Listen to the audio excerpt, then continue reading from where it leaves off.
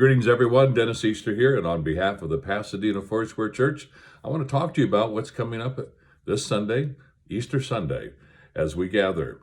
No doubt you've watched TV shows, and all of a sudden they're interrupted. We interrupt this TV show to bring you an important message.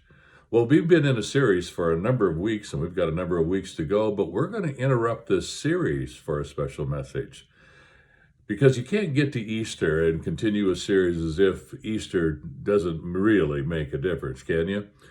And I want to take you to a story out of the Gospel of John this coming Sunday. It's in John chapter 11. It's a story of Lazarus when he was resurrected from his own death experience.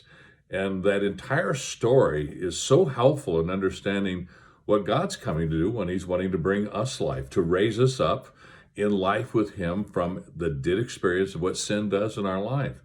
So in John chapter 20, verse 21, is the summary of why the Gospel of John was written. Every gospel carries a different kind of focus on who Jesus was. And John is really unique from all the rest of the Gospels. Instead of it's focusing on a sequential kind of experience with Christ, there's these broad themes that John is trying to explore to help people understand in that cultural reality what it is that God has come to do in Jesus to bring us life.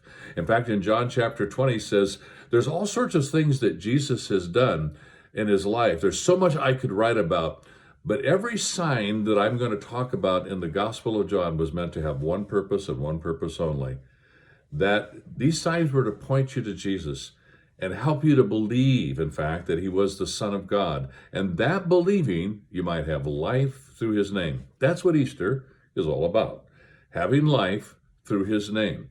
So in the Gospel of John, none of the miracles are referred to as miracles. They're all referred to as signs. In fact, there are 7 signs in the Gospel of John, and the penultimate one is the sign of Lazarus' resurrection. Isn't it interesting that Jesus tells this story to point to something even more true than what is experienced in that actual story? That the story, while the miracle of his resurrection did take place of Lazarus, it was meant to point to a deeper story. And so the experience of Lazarus informs us about what happens when we surrender our lives to God and experience the breakthrough power of Jesus' resurrection for each of us. So this Easter, we're interrupting our series for a very important message. And what's that message? We want to talk to you about a sign that God wants to give you. He wants us to explore together, and that when you hear it, you're going to believe in what Jesus has come to do. And that believing, you're going to have life through his name. Join us this Sunday at 10 o'clock, either online or in person, as we explore the message that God has for us to interrupt our series with, to remind us that life and flourishing is what he intends for all of our lives. Look forward to seeing you then.